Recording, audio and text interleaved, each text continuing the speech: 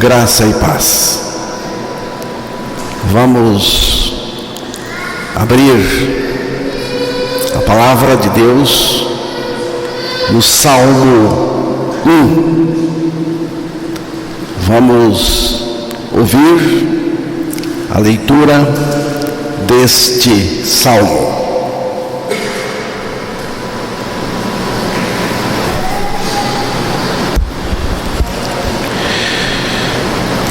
Bem-aventurado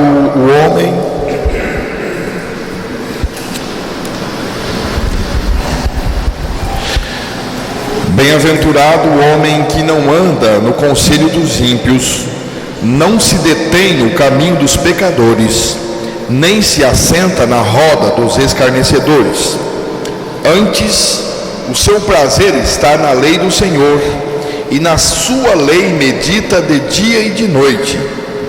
Ele é como árvore plantada junto à corrente de águas, que no devido tempo dá o seu fruto, e cuja folhagem não murcha, e tudo quanto ele faz será bem sucedido.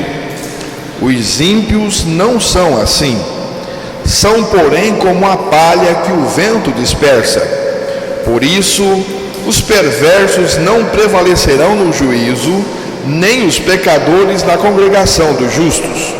Pois o Senhor conhece o caminho dos justos, mas o caminho dos ímpios perecerá. Que Deus revele a sua palavra aos nossos corações.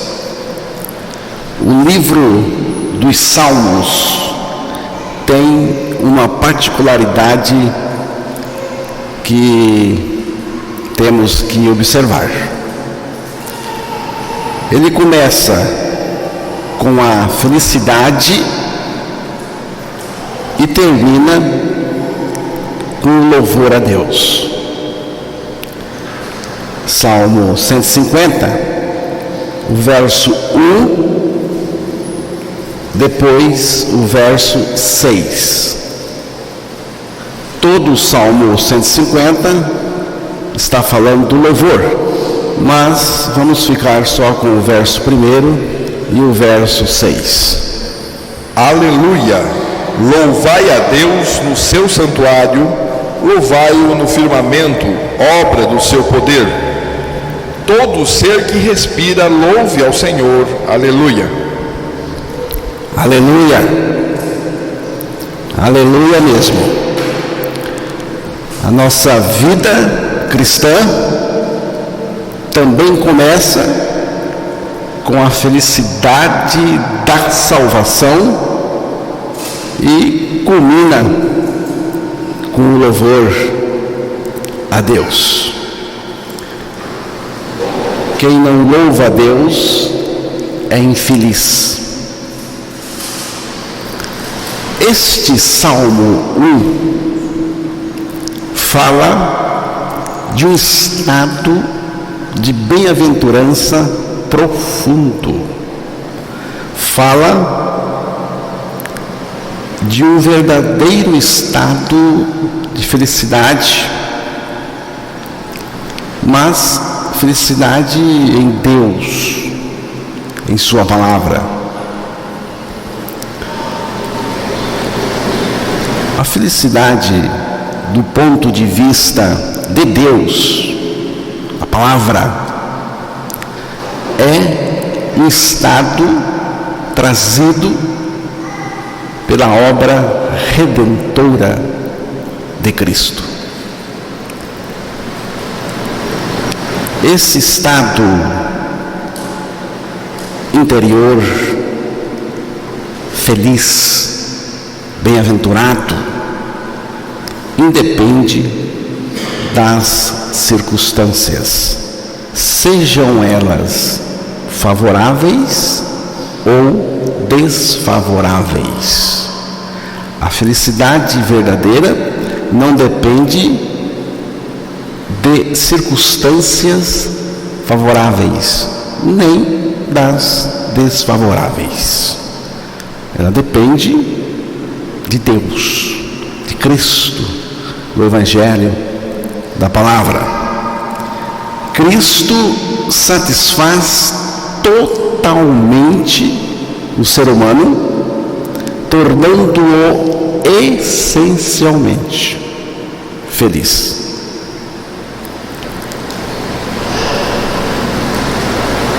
Já estou crucificado com Cristo e vivo, não mais eu, mas Cristo vive em mim.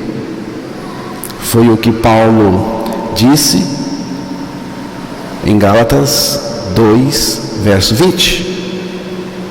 Cristo em nós, Cristo em mim. Colossenses 1:27. Cristo é a nossa vida. Colossenses 3, verso 4. Basta crer na palavra de Deus que afirma a sua morte e ressurreição em Cristo, e você terá o Filho de Deus revelado e vivendo no seu interior. Isto, para mim, é ser feliz, é ser bem-aventurado. Então, na saúde ou na dor, com sucesso ou não, a felicidade é verdadeira, porque a felicidade é Cristo e nada mais além dele. Agora, irmãos, o homem do mundo vê a felicidade não da mesma maneira que Jesus vê, que o cristão nascido de novo vê, não da mesma maneira que a palavra nos ensina. São pontos de vistas diferentes. O vocábulo felicidade deriva do latim e, em geral, aponta para uma satisfação devida à própria situação do mundo. Depende da situação do mundo.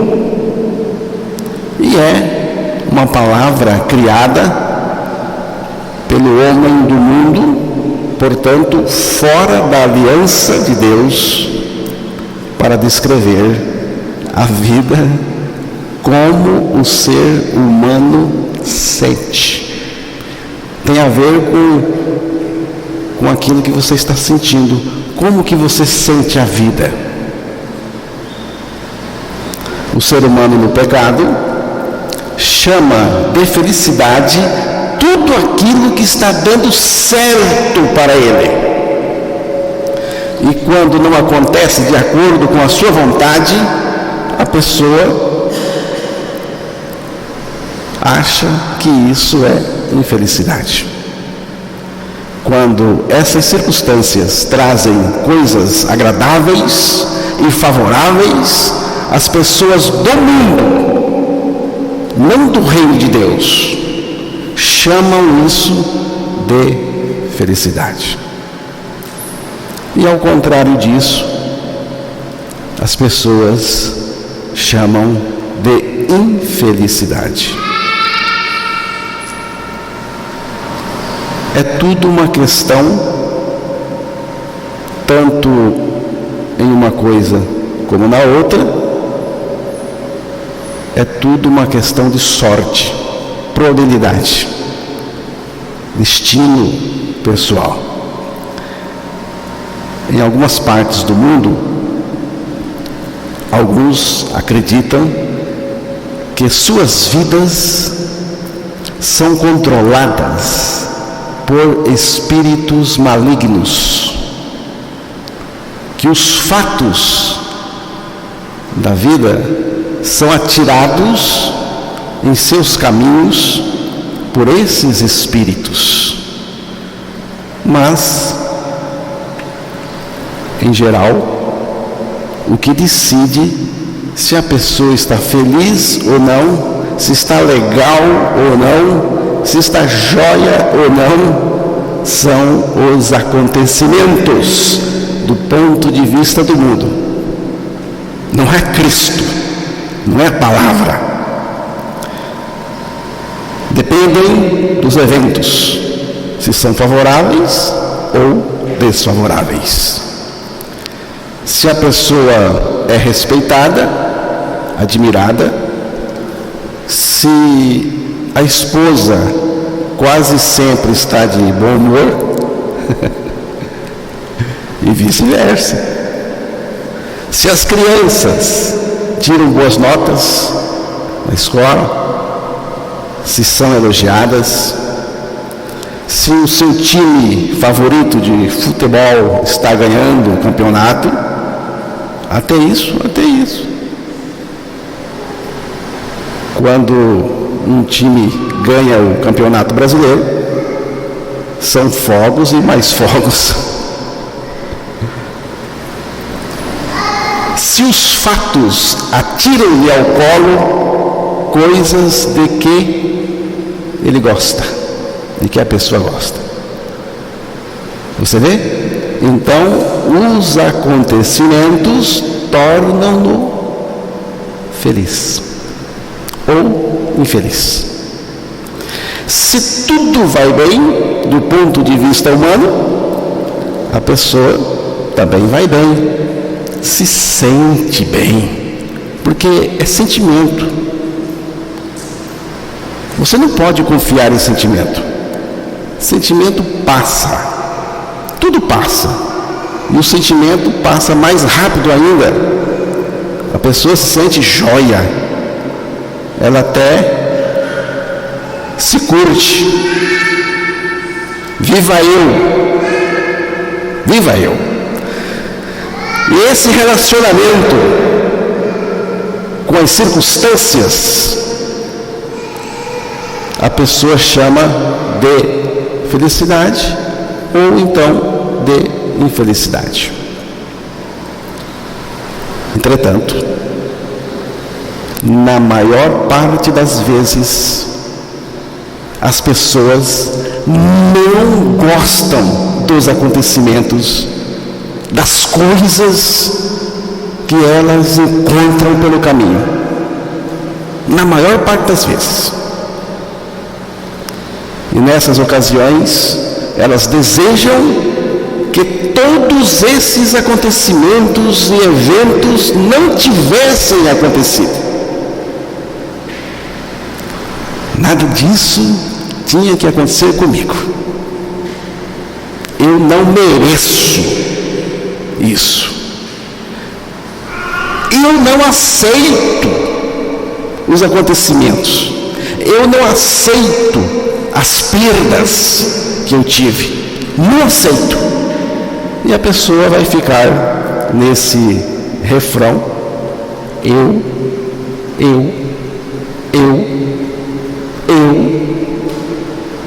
E você sabe o que vai acontecer? Tudo vai azedar dentro dela.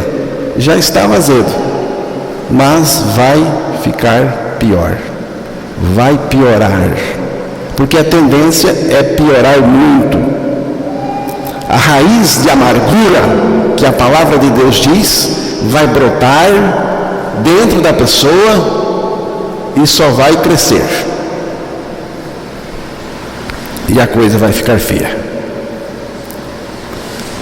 Algumas pessoas criam uma fantasia de felicidade. Para quê? Para se esconder atrás.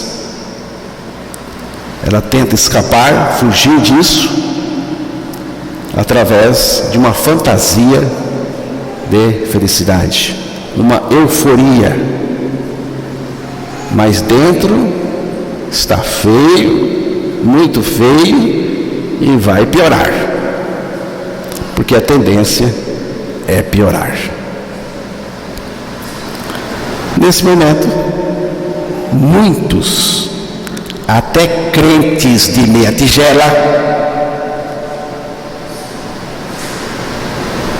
procuram festas, bebidas, quanto mais forte melhor, drogas e até o extremo, o suicídio.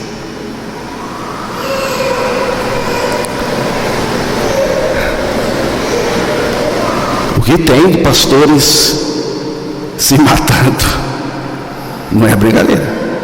Crente.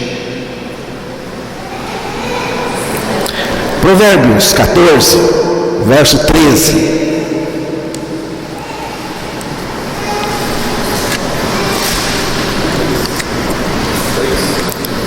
Provérbios 14, verso 13. Até no riso tem dor o coração, e o fim da alegria é tristeza. Até no riso, porque a pessoa ri, mas está amargurada por dentro.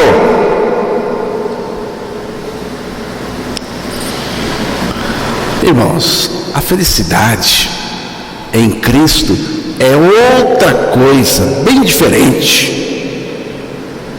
Para começar, não depende dos acontecimentos, sejam favoráveis ou não.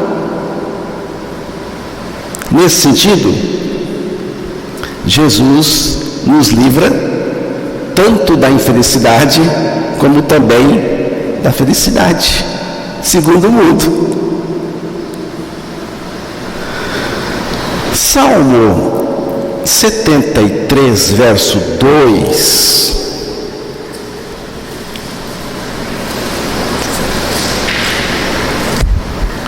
Quanto a mim, porém, quase me resvalaram os pés, pouco faltou para que se desviassem os meus passos. Asaf estava olhando para esse tipo de felicidade do mundo. Ele estava olhando para pessoas que estava dando tudo certo com elas, com ele não. Ele ficou triste, ele ficou mal.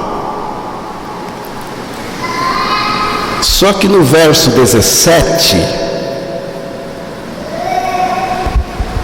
até que entrei no santuário de Deus e atinei com o fim deles.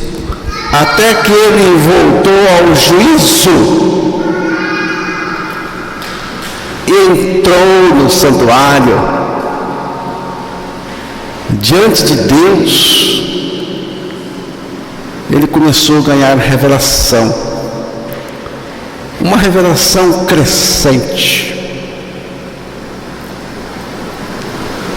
até chegar no versículo 25, onde ele ganha o máximo da revelação. Quem mais tenho eu no céu? Não há outro em quem eu me compraza na terra. O Senhor, é Ele que eu tenho no céu, é Ele que eu tenho aqui na terra, nada mais além dEle, nada mais além dEle. Isso é o estado perfeito de bem-aventurança interior. É o que nós precisamos ganhar. É o ser verdadeiramente feliz. A pessoa só pode ser verdadeiramente feliz no ser de Deus.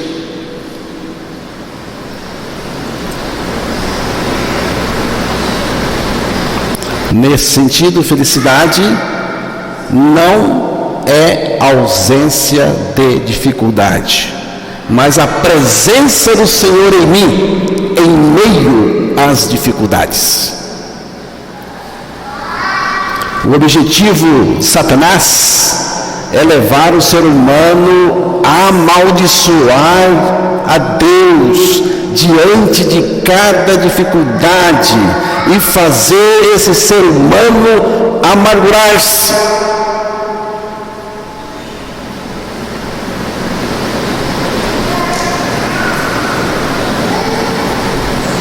Agora preste bem atenção no que eu vou dizer. Bem-aventurança, a felicidade, não é o objetivo da nossa vida. O objetivo da nossa vida é Cristo. A finalidade da nossa vida é Cristo. O alvo da nossa vida é Cristo. A felicidade é uma consequência, é um resultado, é um fruto, tal qual está colocado no Salmo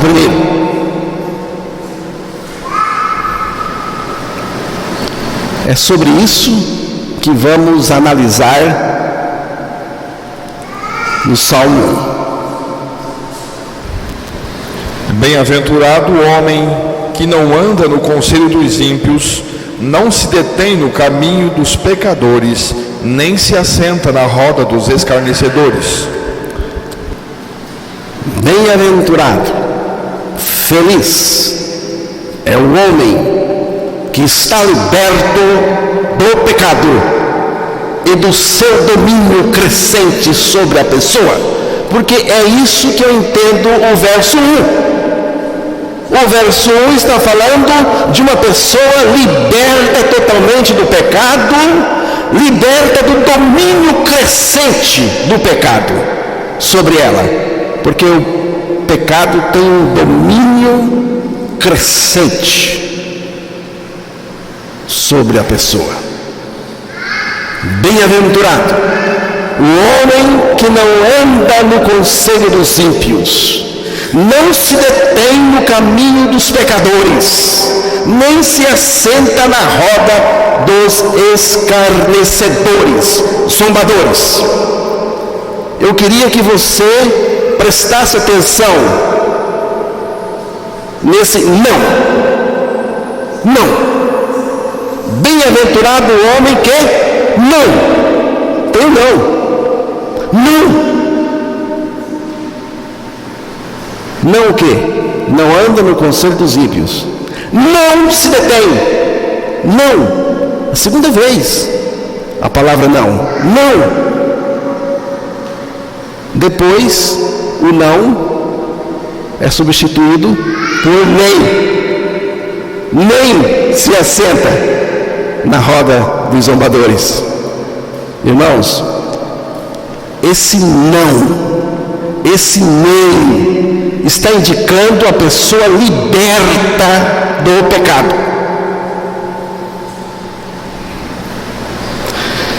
Esse não para o pecado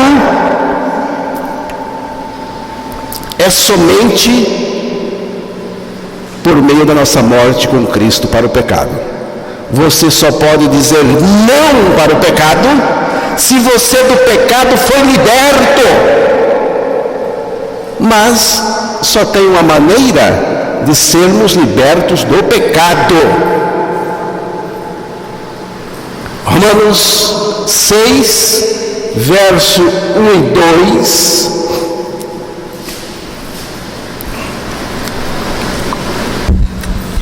Que diremos, pois?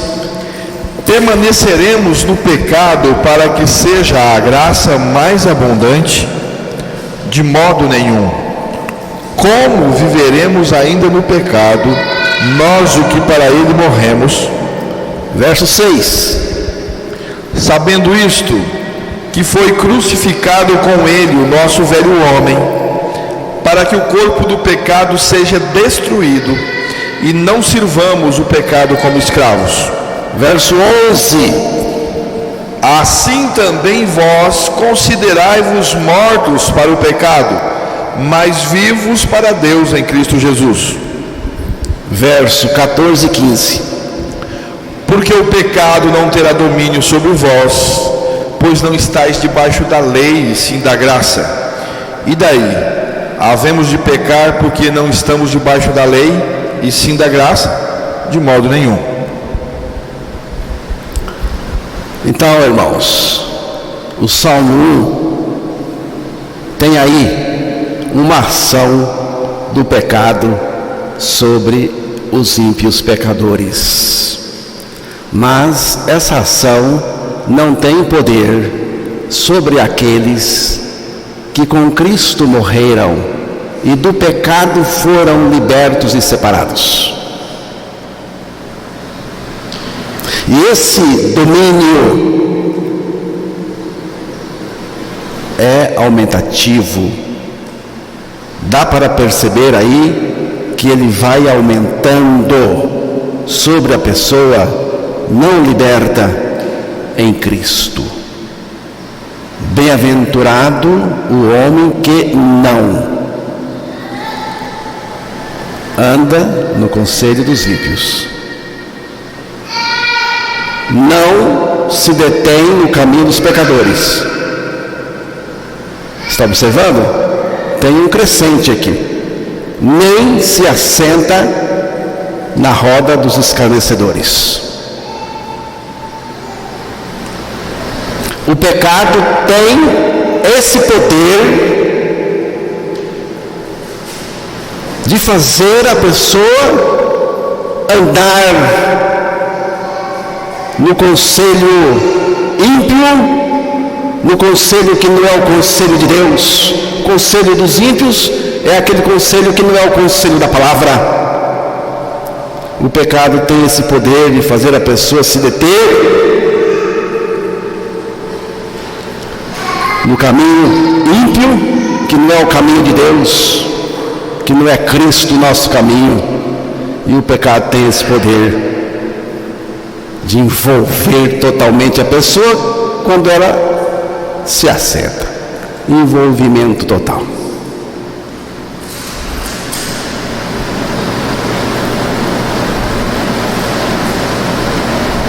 O pecado tem o poder de fazer a pessoa se assentar na roda dos escarnecedores, zombadores. Do que eles estão zombando? Você já se perguntou? Aqui a zombaria é do reino de Deus, é de Cristo, é do Evangelho, é da santidade de Deus. Como que estão zombando? Vivendo no pecado.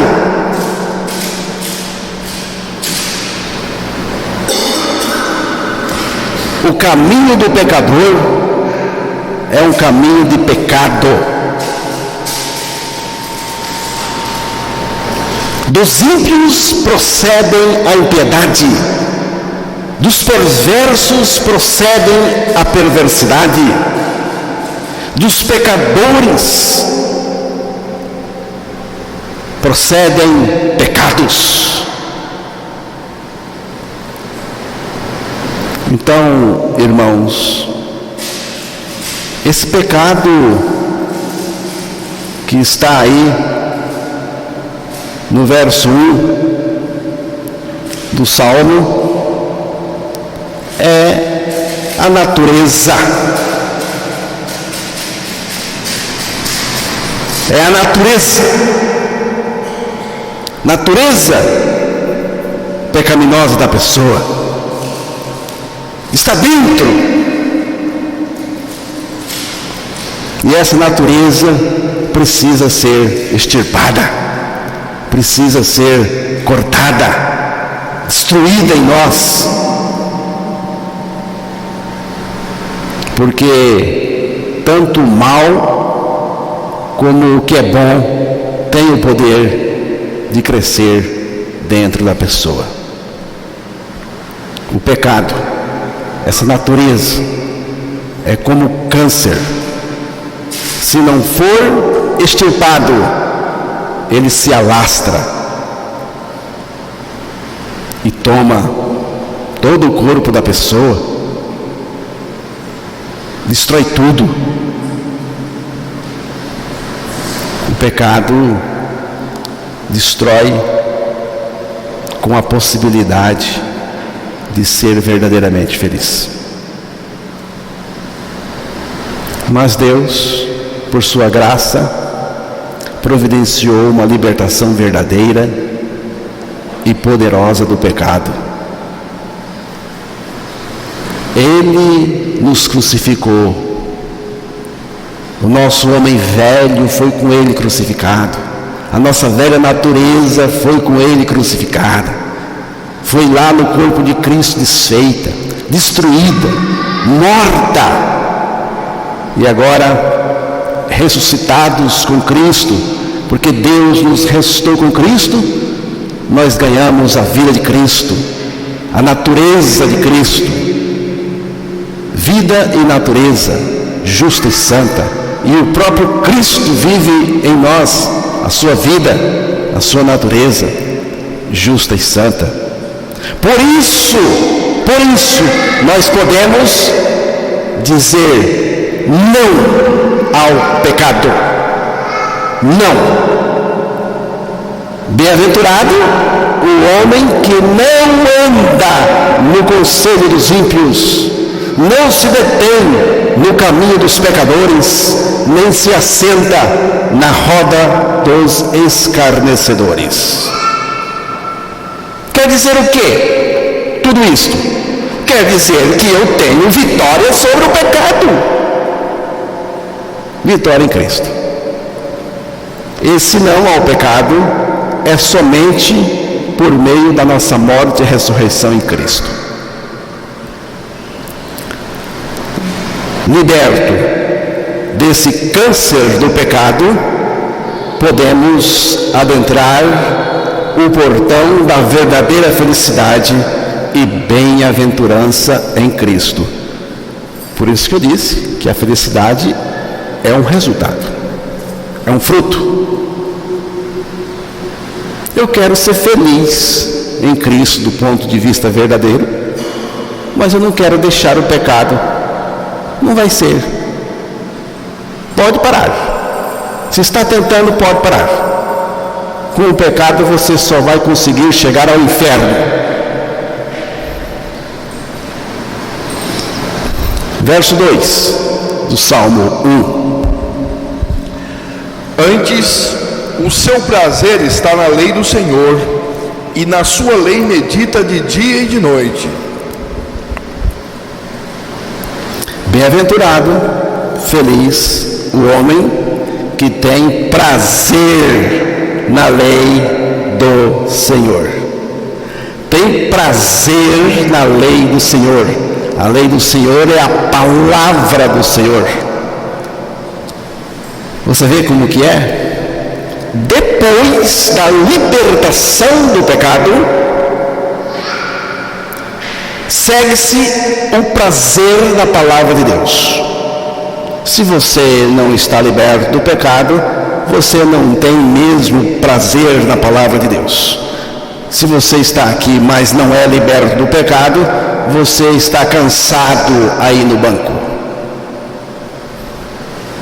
E sabe mais? Vai para casa. Vai para casa. Você vai encontrar lá outras coisas que vão lhe dar prazer.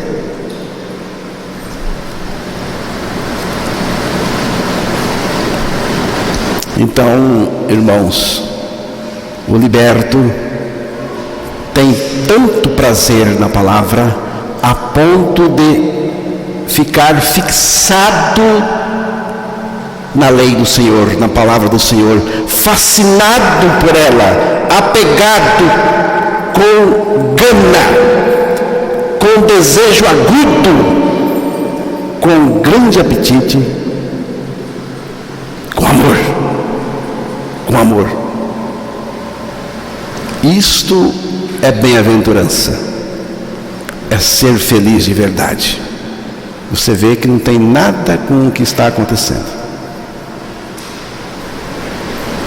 A lei do Senhor, a palavra, exerce uma atração, um fascínio naquele que foi liberto do pecado e com a lei de Deus se envolve. Porque a própria lei de Deus está me atraindo. como o néctar atrai as abelhas, a lei do Senhor atrai o justo em Cristo, o liberto. Como a mosca varejeira é atraída por material orgânico úmido das lixeiras, assim o ímpio pecador é atraído pelo pecado. E tem mais: as moscas são atraídas por outras moscas vivas, além do cheiro que elas deixam por onde passam. Por isso, é importante manter a casa limpa. Isso ajuda a evitar o aparecimento de novas moscas. Mosca atrai mosca pelo cheiro. Tem um bocado de mosca ali, vai chegar mais. Mosca atrai mosca, assim como ímpio atrai ímpio. Meu irmão, nada. Você está sendo atraído pelo seu igual. Eu sou crente, você é ímpio. Ímpio atrai ímpio, e santo de Deus atrai santo de Deus.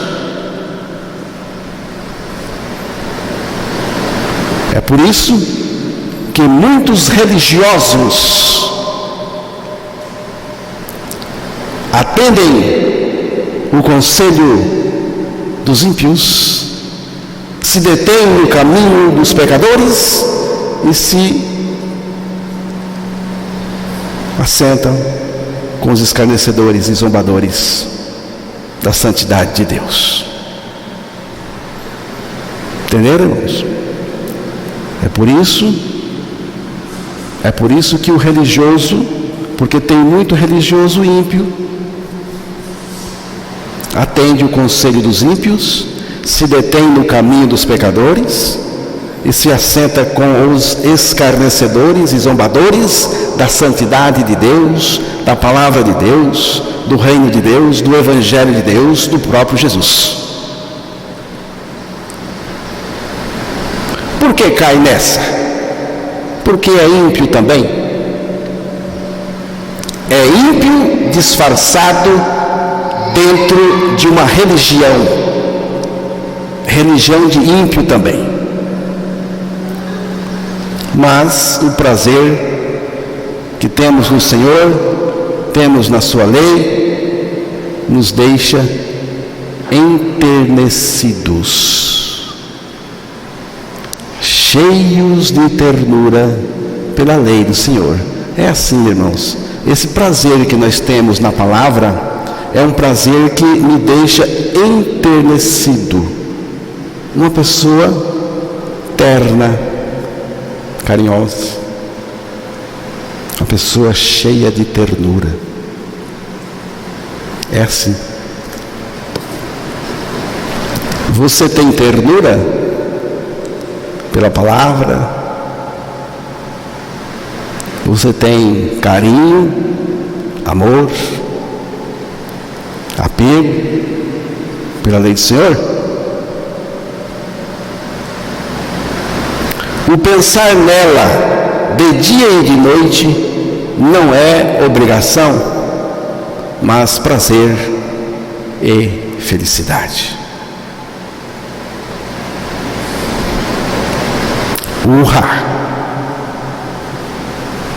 É coisa boa, é muito boa. Pela meditação eu encontro revelação do Senhor, do Deus pessoal, que me envolve com Ele na sua comunhão. Pela meditação da lei do Senhor, eu descubro o coração de Deus, sua vontade e seus desejos mais secretos. Pela revelação da palavra, pela meditação da palavra. Isso resulta na verdadeira felicidade colocada ao alcance de todos. Verso 3. Ele é como árvore plantada junto à corrente de águas, que no devido tempo dá o seu fruto, e cuja folhagem não murcha, e tudo quanto ele faz será bem sucedido.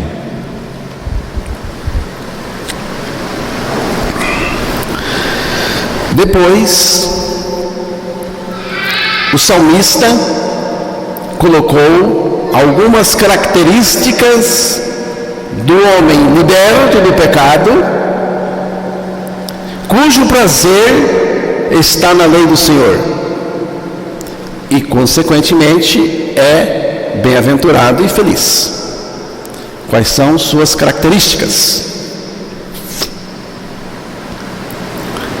É como árvore junto a ribeiros de águas. É como árvore junto a correntes de água.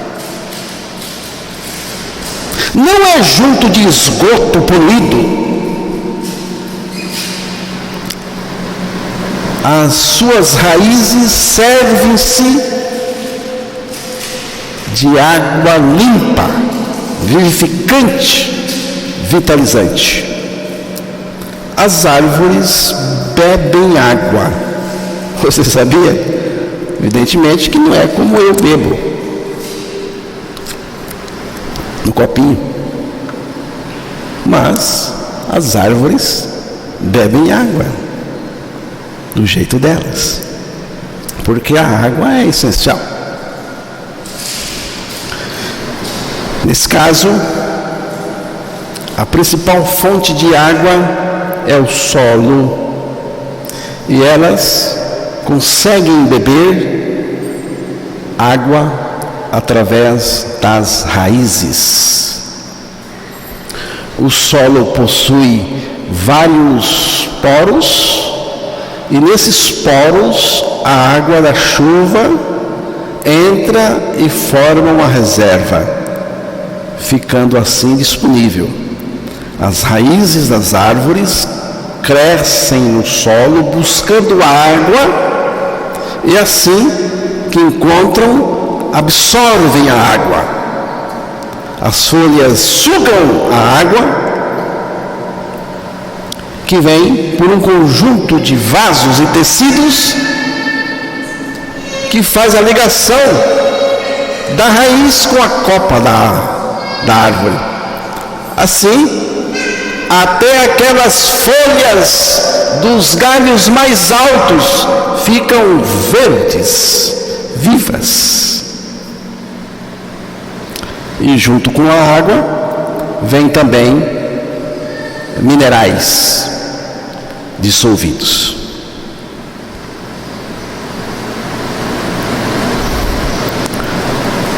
Mas a nossa árvore aí não precisa nem da água da chuva, porque a nossa árvore está perto do quê? Está perto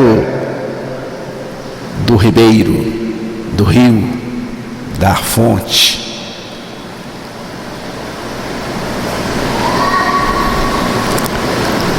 E quando a árvore está perto, junto de um ribeiro, junto de uma corrente de água, aí fica tudo mais fácil. Matas ciliares são lindas, verdes, frutíferas também. O que é mata ciliar? É uma formação vegetal localizada nas margens dos rios, córregos.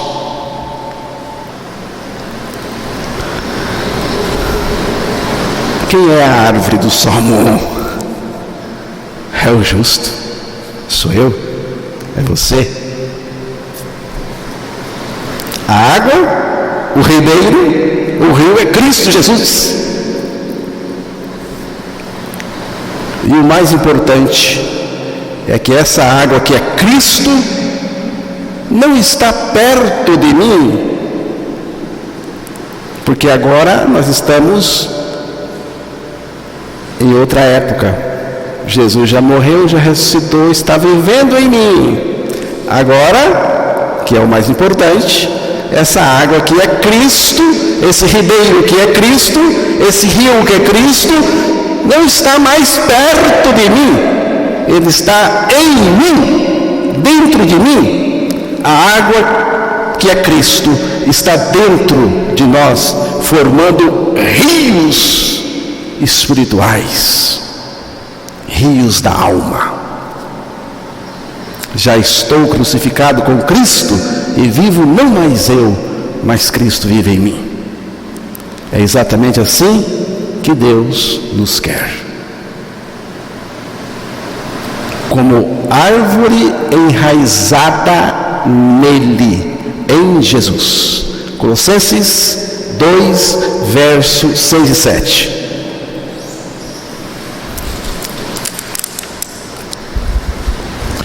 Ora, como recebestes Cristo Jesus, o Senhor, assim andai nele radicados e edificados e confirmados na fé, tal como fostes instruídos, crescendo em ações de graças. Cristo é a água que vem suprir a minha vida, que vem suprir a igreja. A água que vem suprir a minha vida, que vem suprir a igreja, não vem de esgoto, não vem de água poluída, vem da fonte da água da vida. Cristo, Ele é a fonte da água da vida. Por isso, irmãos, somos um povo feliz. Verdadeiramente falando, verso 3, já foi lido o verso 3, né? Eu vou destacar aqui sem precisar ler novamente. É como árvore, estamos falando das características. É também frutífero. Estamos falando do justo em Cristo, do liberto, do salvo, do regenerado. O que é fruto? Fruto é tudo aquilo que vem da vida de Cristo em mim. O fruto vem de Deus e volta para Deus. Não mais eu. Está nisto o poder de dar fruto para Deus. Romanos 7,4.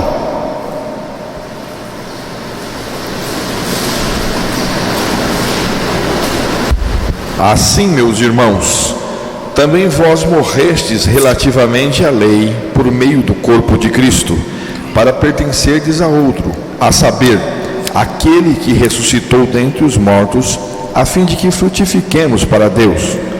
A fim de dar fruto para quem? Você acha que o fruto é para quem? O fruto é para Deus.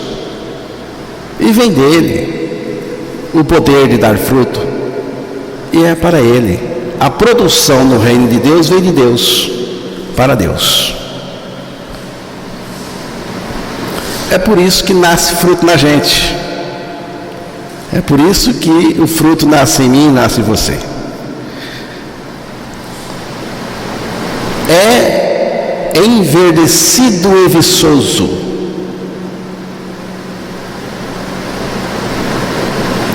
Isto está indicando vida interior, vida bonita, vida formosa, vida excelente. Tem aroma, tem bom cheiro, tem fragrância. Exala a vida de Cristo. Agora, tem umas árvores por aí que não são de Deus, não. Judas 1:12. Judas 1, versículo 12.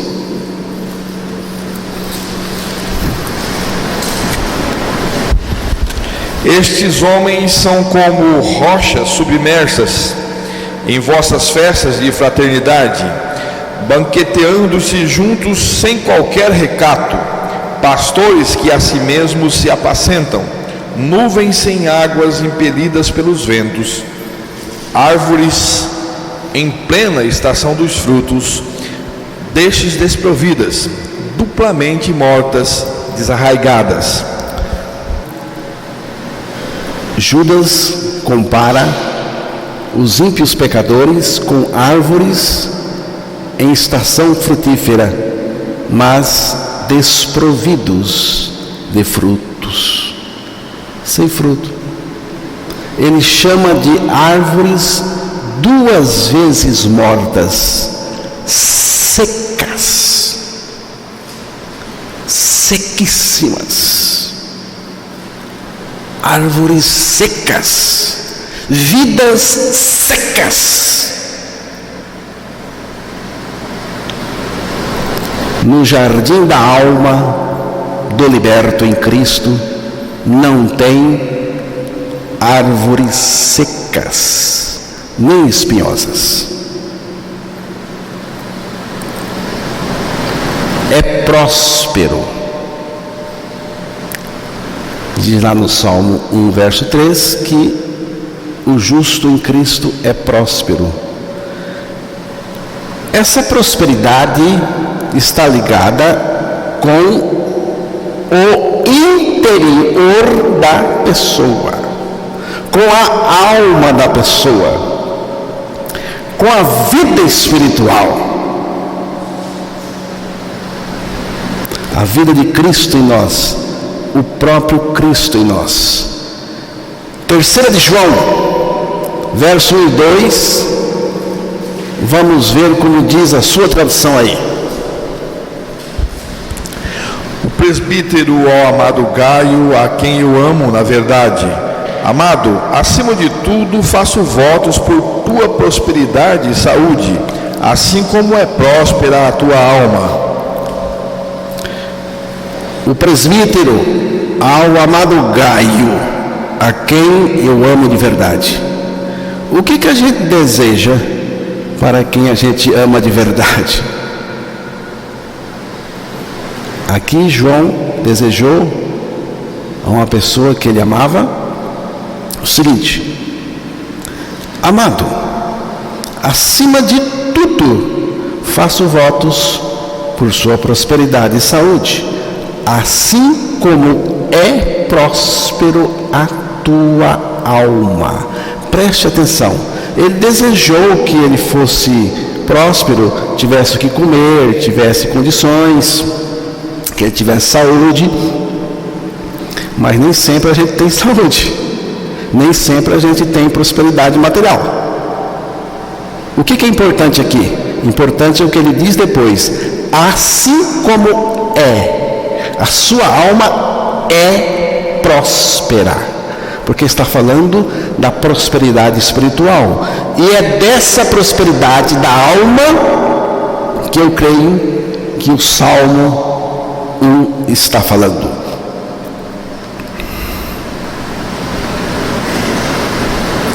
A prosperidade da alma, a vida abundante, a vida cheia, a vida que sobra. Que vida é esta, irmãos? É Cristo, porque Ele mesmo disse: eu vim para que tenham vida e a tenham em abundância, com abundância. Estou terminando já. Os ímpios não são assim. Verso 4. Os ímpios não são assim, são porém como a palha que o vento dispersa. Os ímpios não são assim. Como são os ímpios? Aí diz que são como a palha que o vento leva. Palha. Palha não tem grão. É só palha. Palha é vazia. Não tem peso. Não tem firmeza. A palha não tem raiz. também não tem vida, não tem como permanecer, não resiste às pressões que vêm de fora. É o ímpio. E no verso 5, o salmista faz uma séria advertência. Por isso, os perversos não prevalecerão no juízo, nem os pecadores na congregação dos justos. Por isso, os perversos, os ímpios, não prevalecerão no juízo, nem os pecadores na congregação dos justos. Os perversos, os ímpios, não prevalecerão no juízo. O ímpio terá que comparecer diante de Deus no juízo final. E é Deus mesmo que o arrastará, esse ímpio, ao juízo final. E não haverá nenhuma defesa adequada desse ímpio diante de Deus. Não haverá nenhuma base para argumentos em defesa própria diante de Deus. Não haverá pedido de vista, nem adiamento. Só restará uma coisa: a condenação eterna e de imediato. E mais, o ímpio conhecerá que Deus é justo e bom, e que tudo o que está acontecendo com ele é justo, e mais do que justo, ele merece ir para a condenação eterna.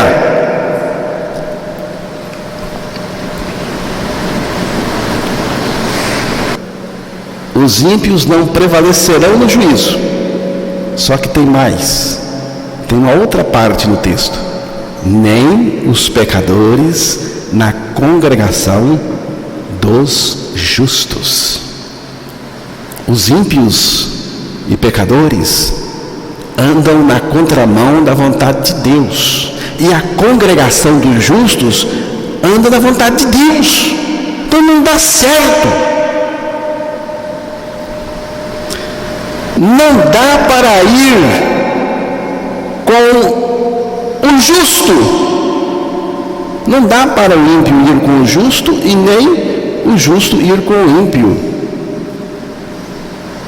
Nesse sentido, irmãos, há uma separação mesmo. Separação mesmo, nesse sentido. Os ímpios não aguentam e não permanecem com os que são libertos em Cristo Jesus. Cai fora da roda dos santos, porque a roda dos santos não é a roda dos zombadores. O ímpio não aguenta a roda dos santos, porque a roda deles é a dos zombadores das coisas de Deus. E muitos desses ímpios são religiosos, mas não suportam os santos. Não vai rolar nenhuma comunhão de verdade entre eles. Nós não podemos ir com os ímpios nos seus caminhos, caminhos de pecado e incertezas. E nem os ímpios conseguem se adequar à congregação dos justos. Mas podemos amá-los. Por que não? Amar nós podemos, os ímpios. Podemos amá-los com o mesmo amor que Deus nos amou. Podemos pregar o Evangelho para eles, para que eles sejam também felizes, como nós somos em Cristo.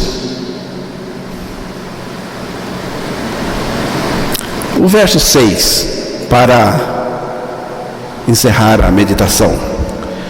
Pois o Senhor conhece o caminho dos justos, mas o caminho dos ímpios perecerá. Porque o Senhor conhece o caminho dos justos, porém o caminho dos ímpios perecerá.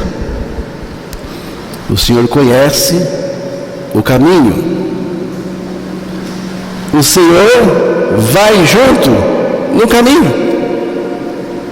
Essa é a ideia. O Senhor conhece o caminho. Ele está comigo. Ele vai junto. Isso aqui nos faz lembrar Enoque, o homem que andou com Deus.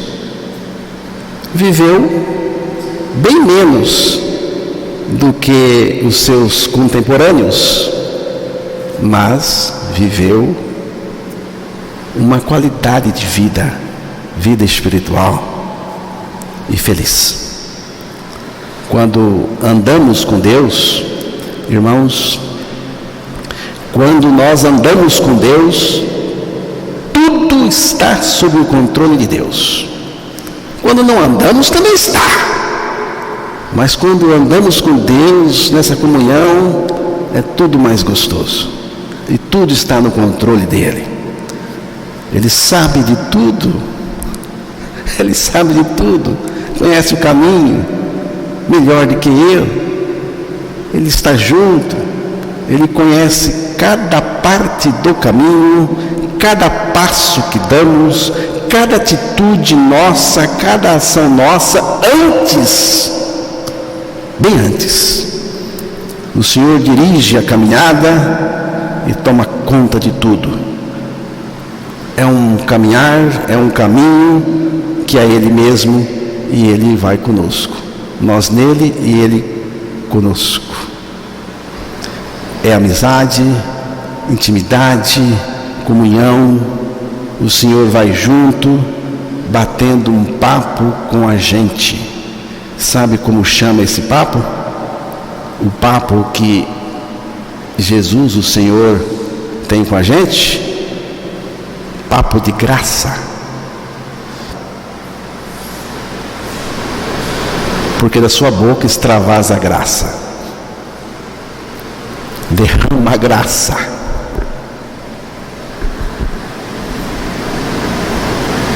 Então, o Senhor conhece o caminho do justo, mas o caminho do ímpio perecerá. Então, tome cuidado, porque se for ímpio, se é ímpio, o caminho vai perecer. Conta-se que um rei pediu aos seus sábios uma frase que servisse para qualquer ocasião. E os sábios trouxeram a seguinte frase: mas isto também passará. Essa frase serve para qualquer ocasião, porque tudo passa mesmo, tudo passa. Mas tem uma coisa que não passa: passará o céu e a terra, mas as minhas palavras jamais passarão. Foi o que Jesus disse em Mateus 24, verso 35. A palavra de Deus. Então, apesar das circunstâncias, a nossa felicidade não passará. Jamais. Por que não passará? Porque a nossa felicidade está firmada na palavra de Deus que não passa. Está ancorada na palavra de Deus que não passa. A nossa felicidade depende da palavra de Deus, porque é aí que ela está firmada. Por isso, os ímpios não são felizes, e o seu fim será ainda muito mais infeliz. Que Deus nos dê a graça de, apesar das circunstâncias, sermos felizes em Cristo, agradecidos e agradecendo, louvando e adorando Deus para sempre. Aleluia! E Maranata também, porque o Senhor vem, e o meu desejo é que Ele venha. Portanto, venha, Senhor Jesus. Amém?